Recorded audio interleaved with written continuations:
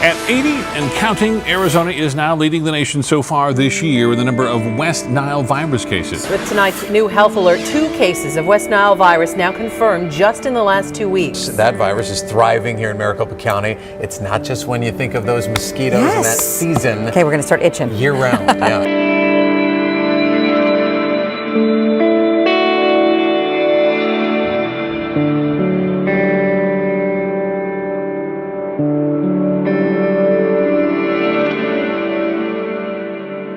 I'm Dawn Gouge.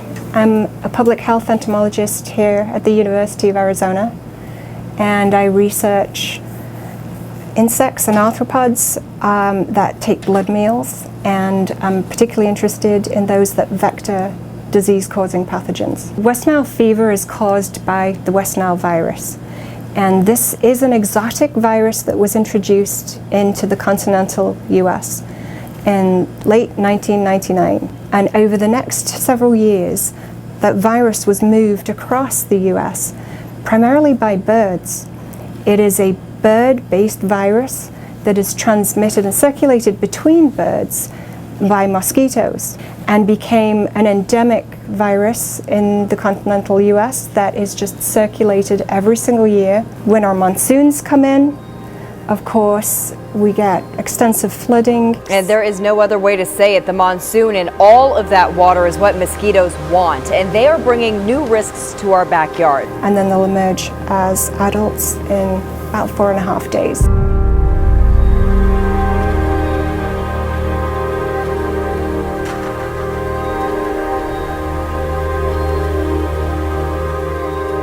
I'm a nurse at St. Joe's Hospital. I've been working there probably about 5 or 6 years within a couple different floors there. I've seen a couple cases of West Nile virus there and how they can affect patients in some really severe ways. They develop neurological symptoms, including paralysis of the diaphragm. They're unable to breathe. They end up on a ventilator. Some of them they're unable to move at all, and it's just, really devastating what it can do to a person.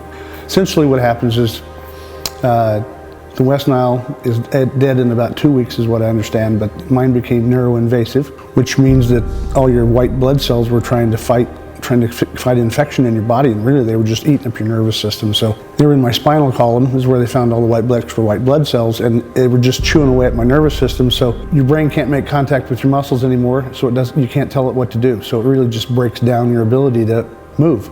My legs had completely atrophied, my muscles had just shrunk up, so I had no ability to stabilize myself, no strength, so even if I could stand up stiff-legged, I'd just fall over.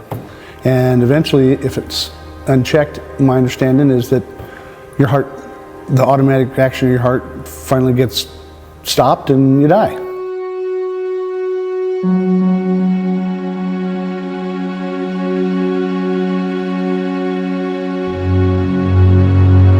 These mosquitoes can actually fly several miles. So even managing water very carefully around your property, it can positively reduce some mosquito populations, but very rarely the actual Culex mosquitoes that are generating the West Nile threat.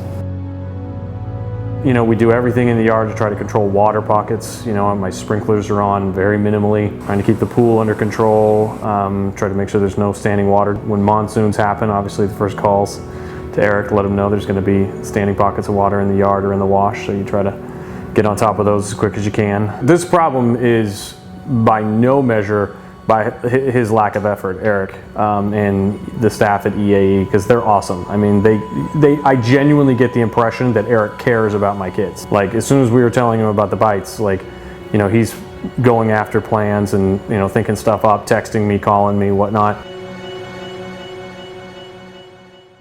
I'm Eric Fletcher, and I'm on a mission. The mission's a very important one because it concerns people's health. And today I want to talk about West Nile virus and the effects it has on the public, on families, and the serious problem that we have here in Arizona particularly. There's 3 things that are most important in my company. The first is education.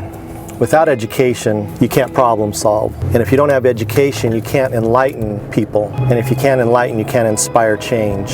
And the change that we need to make here in Arizona is how we attack this deadly disease, West Nile. When I got into this business 12 years ago, I committed to myself that I wanted to make a difference in this industry.